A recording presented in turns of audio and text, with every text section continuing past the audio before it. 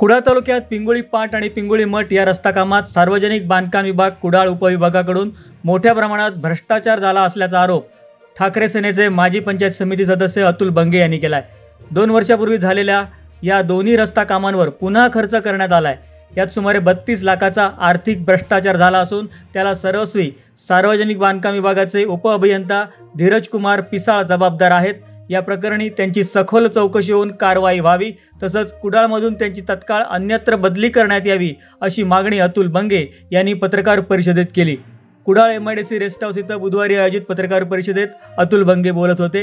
यावेळी ठाकरे शिवसेना उपजिल्हा प्रमुख अमरसेन सावंत, तालुका प्रमुख राजन नाईक, तालुका संघटक बबन बोभाटे, युवासेना जिल्हा प्रमुख मंदार शिरसाट, विभाग प्रमुख गंगाराम सडवेलकर, युवासेना शहर प्रमुख संदीप म्हाडेश्वर आदी उपस्थित होते। पाहुयात अतुल बंगे काय म्हणालेत।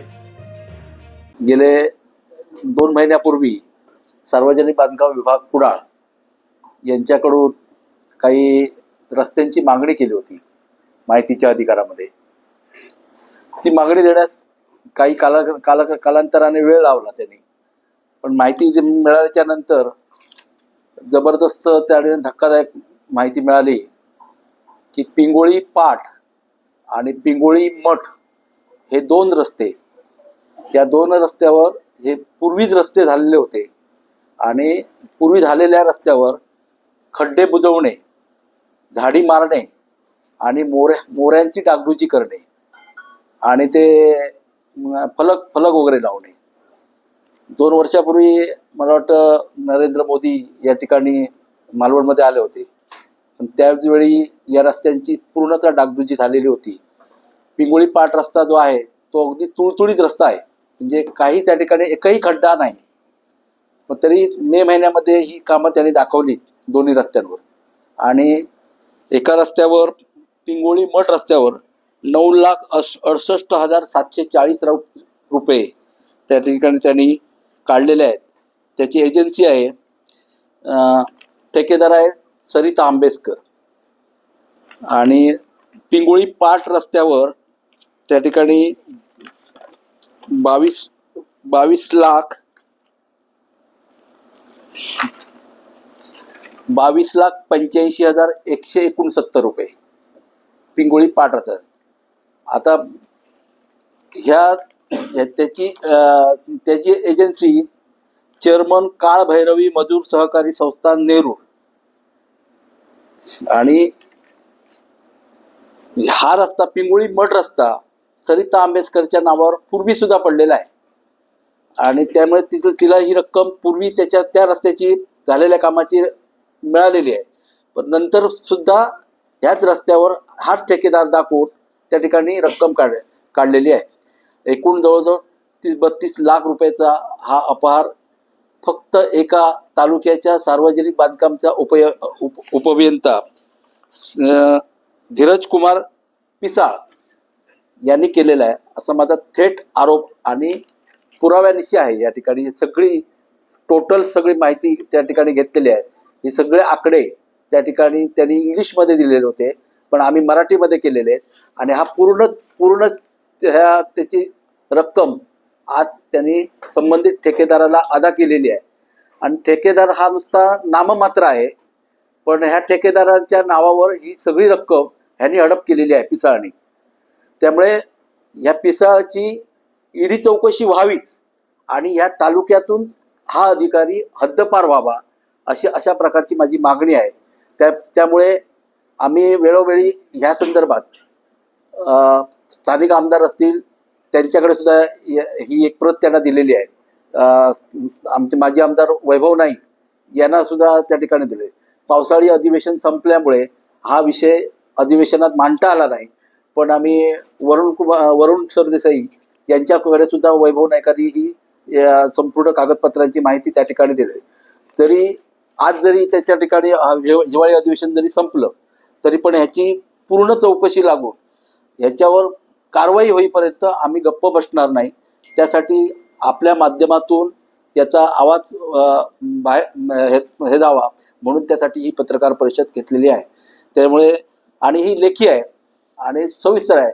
मी अशी मागणी केली होती की संबंधित लोकप्रतिनिधीला घेऊन किंवा आम्हाला घेऊन आम्ही तक्रारदार असो कदाचित, आणि जर तुम्ही कामं केली असतील तर ती कामं तुम्ही शाखा अभियंता आणि तुम्ही अधिकारी आम्हाला प्रत्यक्षात पत्रकारांच्या जाऊन समोर दाखवावी की ही कामं झालेली आहेत. प्रत्यक्ष म्हणजे ज्या ठिकाणी दिशादर्शक बोर्ड आहे ते दिशादर्शक बोर्ड 26,365 रुपये आहे. हा पिंगोळी मठचा तो दिशादर्शक रस्ते ते बोर्ड अगोदरच लावलेले आहेत.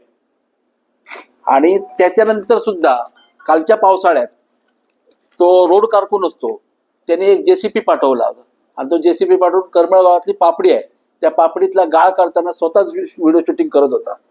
आणि आता माझ्याकडे मोबाईल नाही, कालही रस्त्यावर जर त्यांनी झाडी मारलेली असेल तर कालही हे संपूर्ण झाडी पिंगोळीच्या गोंदियामध्ये त्या ठिकाणी रस्त्यावर पडलेली आहेत. आजही आत्ताही त्या ठिकाणी आहेत. करमळगावाच्या पापडीवर जो खड्डा आहे तो 2 दिवसापूर्वी हे केलेला आहे आणि त्या पापडीची दुरुस्ती सुद्धा दरवर्षी केली जाते. म्हणजे ह्याच वर्षी नाही, ती दरवर्षी केली जाते. त्याच्यामुळे हे सार्वजनिक बांधकाम विभागाला पुरण आहे पैसे खाण्याचं, पण त्याला विचारणारे कोण नाही. अशा प्रकारची ही पिसाळाची जो जयकुमार पिसाळ आहे त्याची परिस्थिती झाली. आणि त्याचं एकंदरीत आम्ही बाहेरून अशी बातमी घेतली तर तो म्हणतो की पैसे घालवायला आम्ही आलोय नाही, पैसे कमवायला आलोय. त्याच्यामुळे माझ्या माहितीप्रमाणे सार्वजनिक विषय आहे हा, कुठल्या राजकीय पक्षाचा विषय नाही. तर सगळ्यांनी म्हणून आम्ही लोकप्रतिनिधी म्हणून यांनी आवाज उठवला पाहिजे. हा भ्रष्ट अधिकारी आहे, तो भ्रष्ट अधिकारी इथून आपल्या तालुक्यातून गेला पाहिजे ही आमची मागणी आहे.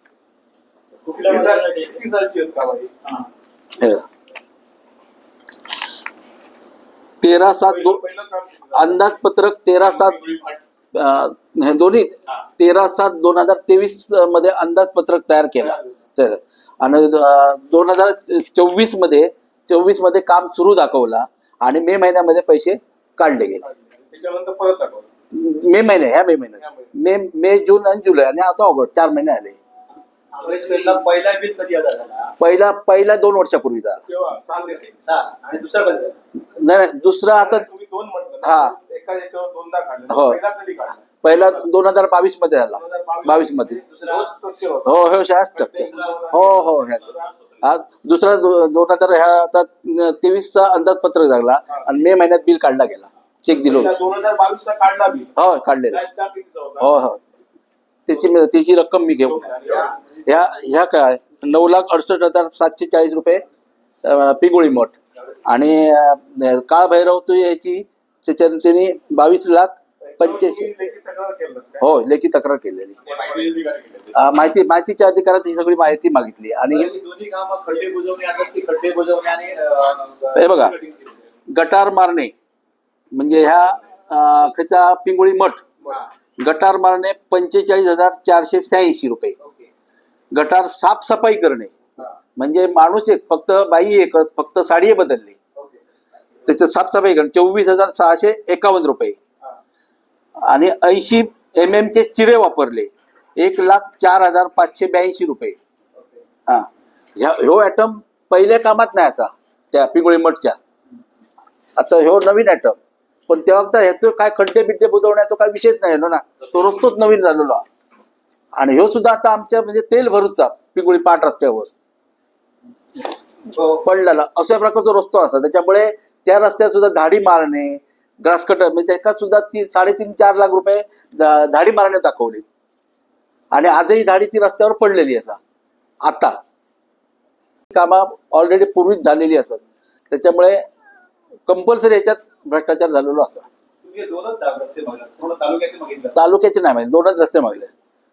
तालुक्याचे मागितले तर खूप गंभीर परिस्थिती होती. हा मोर्चा वगैरे आंदोलन वगैरे करून त्याचा परिणाम काय होतो नाही. फक्त सगळ्यांनी आमच्या तालुक्यातल्या लोकप्रतिनिधीचा उठाव करून ह्या पिसाळात घालवतो तर खैतरी हो भ्रष्टाचार थांबतो. आणि आता पावसाळ्यात ह्या प्रचंड पावसात झालेल्या आता रस्त्याची दुरुस्त होत्या त्याची खरोखरच खऱ्या अर्थात निधी त्या ठिकाणी खर्च पडतो आणि त्याच्यामुळे ते रस्ते सुव्यवस्थित होतील. कारण ह्यो भ्रष्ट अधिकारी तो जाऊ